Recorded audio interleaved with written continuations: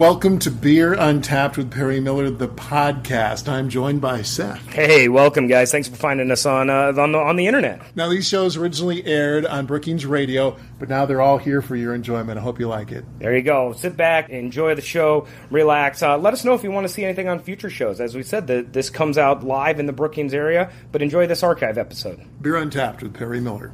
Welcome to Beer Untapped with Perry Miller.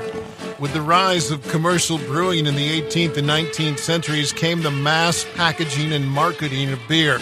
Almost as soon as breweries started producing bottles and openers and signs and trays and glassware, there were people collecting that stuff. It probably hit its peak in the 1970s in America, but collecting beer-related items continues to this day and has received a massive influx of new material thanks to the rise of craft brewing. Dave Lucchese of Brookings is president of the South Dakota chapter of the BCCA, the Brewery Collectibles Club of America. The BCCA was started in about 1970. Early on, it focused pretty much on beer can collecting. However, more recently, it went from being the Beer Can Collectors of America to the Brewery Collectibles Club of America.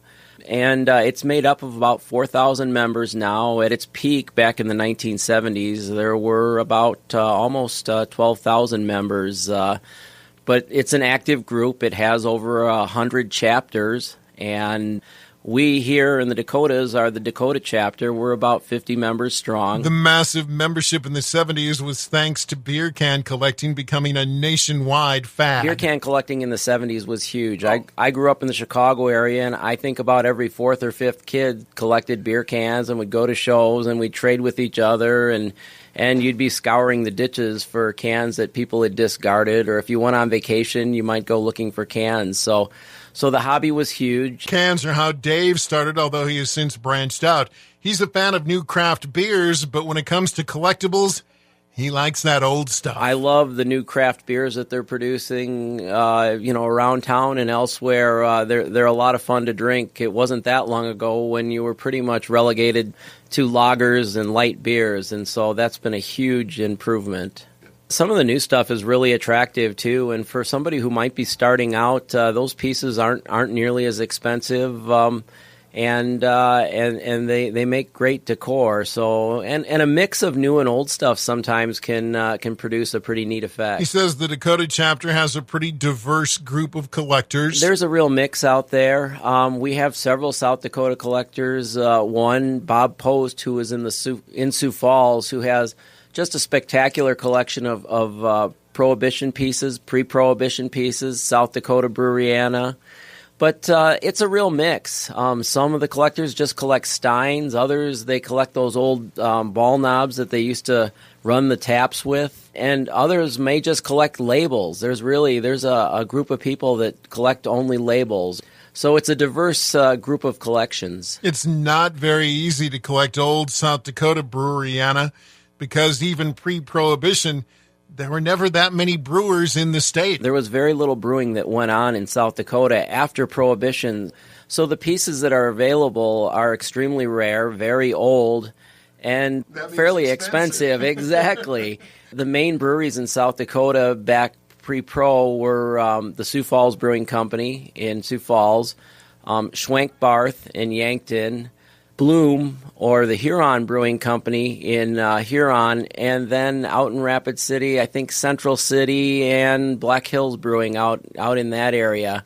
And so you don't typically see these pieces show up in antique stores or other places, but there are some pieces available. Often you'll see them on the internet, and they typically command a pretty big price. More on beer memorabilia collecting when Beer Untapped continues. About as empty as these beer cans.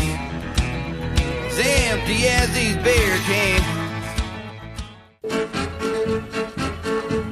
Welcome back to Beer Untapped with Perry Miller as we talk beer collectibles. We're hearing from Dave Lucchese of Brookings, president of the South Dakota chapter of the Brewery Collectibles Club of America. He says they have their annual show coming up Saturday in Sioux Falls. It's on April 23rd from about 9 to 2 p.m. at the VFW Club on South Minnesota there. And there's chapter members, they bring their wares and collectibles, old cans, old signs, trays, bottle openers, bottles, all that stuff to the show, and fill about 40 tables with that stuff, and it's for sale. I think it's pretty reasonably priced. I always find some good pieces at the show. Perhaps the popularity of craft beer these days will spark an interest in the older collectibles as well. We're hoping that the new craze, people brewing their own beer, the craft brewing, will help spark an interest in some of this older stuff as well as some of the newer stuff. People want to decorate their garage, man cave, tap room, and they can find these pieces, these interesting pieces from breweries of the past. And while they may not belong to a club, many craft beer drinkers, myself included, are also collectors.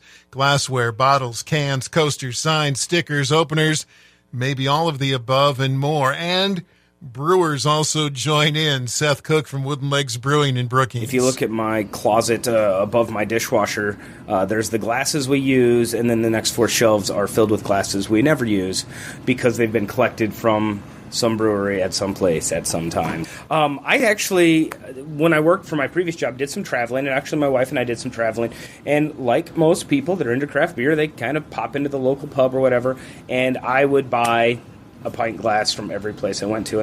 It's fun. And that's not all for Seth. The pub at Wooden Legs features a very nice and growing collection. My hobby has carried over into the brewery here, and if you come into the pub, you'll see all of the collected growlers. Nice growler collection. It's been fun to build it over the years. It started as my own personal collection because my wife, she said, once you build a bar, these have to leave our house, and they did. Yeah, so they came down here, and we had people come in with growlers from all over the U.S. So right when we started, I made a rule. I said, if somebody comes in and has a growler we've never seen before, we would trade them for some of our glassware.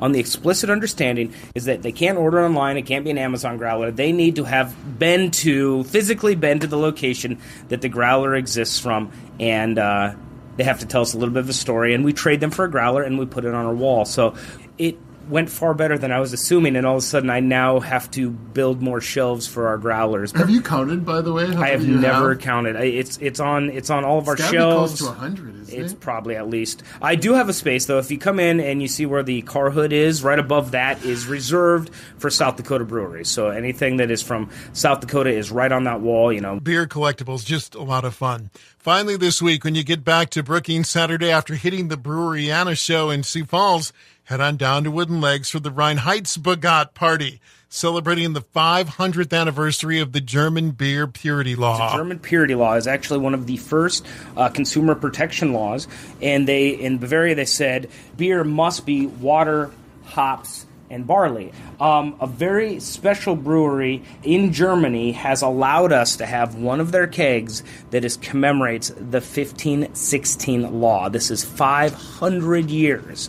So this is a half a century of the Reinheitsgebot. We are putting on tap on the 23rd, so that's Saturday. But we're going to put it on. It's only the keg. It's the only keg we could get, so come down and try it. We're going to put it on at 5 p.m. We're also going to serve brats and sauerkraut and mustards and spätzle and German potato salad. It is a true appreciation for a great brewer. I don't expect this beer to last long. The beer is from the oldest brewery in the world, Weinstefan, and it's called 1516.